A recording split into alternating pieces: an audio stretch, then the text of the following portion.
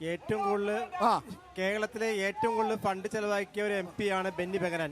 96% fund ചെലവാക്കിയ വ്യക്തിയാണ് ബെന്നി ബെഹനാൻ. അതായത് Covid കാലത്ത് കേന്ദ്രം എം പിമാരെ ഫണ്ടെല്ലാം മരയിപ്പിച്ചപ്പോൾ ബാക്കി ഫണ്ട് കണ്ടെത്താൻ വിഷമിക്കുന്ന സമയത്ത് M P Benny Behanan M P ഈ ചാലക്കുടി ഈ അഡ്രക്സ് കൗട്ടിലുള്ള അവിടെ വാക്സിൻ ആദ്യമായി കൊടുത്തൊരു എം പി ആണ് ബെന്നി ബെഹനാൻ എം പി.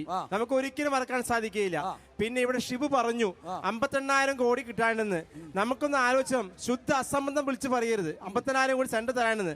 ഇവിടെ എത്രയോ കോടികൾ റുപ്പി കുടിശ്ശിക കോർപ്പറേറ്റ് കമ്പനിയിൽ കിടക്കുന്നുണ്ട്. ഇലക്ട്രിസിറ്റി ബോർഡ് കിട്ടുന്നുണ്ട്, പ്ലാന്റേഷൻ കോർപ്പറേഷൻ കിട്ടാണ്ട്. ഈ പൈസകൾ ഒന്നും കിട്ടാതെ അവരുമായി അഡ്ജസ്റ്റ്മെന്റ് നടത്തി യഥാർത്ഥ കടം കുടിശ്ശിക പിടിച്ചെടുക്കാതെ കേന്ദ്രത്തെ കുറ്റം പറയുന്ന സമീപനമാണ്. നമുക്കറിയാം മോഡി കഴിഞ്ഞ 2019 പറഞ്ഞിരുന്നു $5 ട്രില്യൺ 2020 അച്ചീവ് ചെയ്യുന്നു പറഞ്ഞു. $5 ട്രില്യൺ പോയിട്ട് 2.something ട്രില്യൺ മാത്രമേ ഇവിടെ അച്ചീവ് ചെയ്തുള്ളൂ. അമേരിക്കയിൽ 40 കോടി ജനങ്ങളുണ്ട്, അവിടെ 28 ട്രില്യൺ എത്തിയിട്ടുണ്ട്. ചൈനയില് ഏറ്റവും വലിയ ജനസംഖ്യയാണ്, രണ്ടാമത്തെ. പക്ഷെ ചൈനയിൽ 18 കോടി ട്രില്യൺ ഉണ്ട്.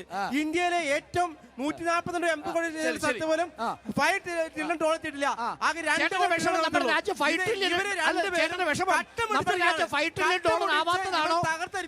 ഭക്ഷണത്തിന് പൈസ ഇല്ല, ഒന്നിനും പൈസ ഇല്ല. ഈ രാജ കൂട്ടിച്ചോറായിരുന്നു, സംസ്ഥാനം കൂട്ടിച്ചോറായിരുന്നു.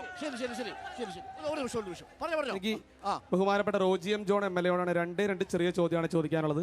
ഒന്ന്, 2014 ലോക്സഭാ തെരഞ്ഞെടുപ്പിന്റെ വിധി എഴുതിയപ്പോൾ 44 സീറ്റിലാണ് കോൺഗ്രസ് വിജയിച്ചത്. 543 ആകെ 44 സീറ്റിലാണ് വിജയിച്ചത്.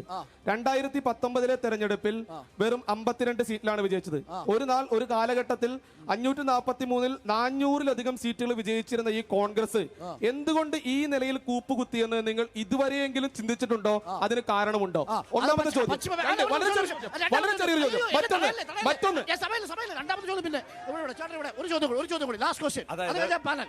ബഹുമാനപ്പെട്ട റോജി എം ജോൺ ഇപ്പോൾ പറഞ്ഞു, അതായത് അങ്കമാലിയിൽ വോട്ട് ചെയ്താൽ MLA MP നാളെ BJP-യിലേക്ക് പോകുമോ എന്ന് അരുൺകുമാർ ചോദിച്ചു. നാളെ BJP-യിലേക്ക് പോകുമെന്ന്. കഴിഞ്ഞ ഇടയ്ക്ക് ശബരിമലയിൽ നാമജപ യാത്ര BJP നടത്തിയപ്പോ അതിന് മുന്നിൽ നിന്ന് നയിച്ചത് ഈ പറയുന്ന റോജി എം ജോൺ MLA ആയിരുന്നു. ഈ ജനങ്ങൾക്ക് സംശയം ഉന്നയിക്കുന്നതിൽ ഒരു തർക്കവുമില്ല. അതോടൊപ്പം തന്നെ കണ്ണൂരിൽ അമ്പാടി മുക്കിൽ ശ്രീകൃഷ്ണ ജയന്തി ആഘോഷിച്ചത് CPM-കാരാ. ഓക്കെ, തീർന്നിട്ടില്ല. ഇവിടെ കേരളത്തിൽ കോൺഗ്രസ് ജയിച്ചാൽ ഇവർ ആദ്യം ഓടുന്ന റിസോർട്ട് ബുക്ക് ചെയ്യാനായിരിക്കും. എന്തിന്? MP-മാരെ ഒളിപ്പിക്കാൻ. കാരണം അതാണ് ചരിത്രം. ശരി, വളരെ പ്രധാനപ്പെട്ട ഈ ചോദ്യത്തിൽ റോജിക്ക് മറുപടി പറഞ്ഞു. അടുത്ത റൗണ്ട് പാനൽ മറുപടി കേട്ടിട്ട് വരാം. റോജി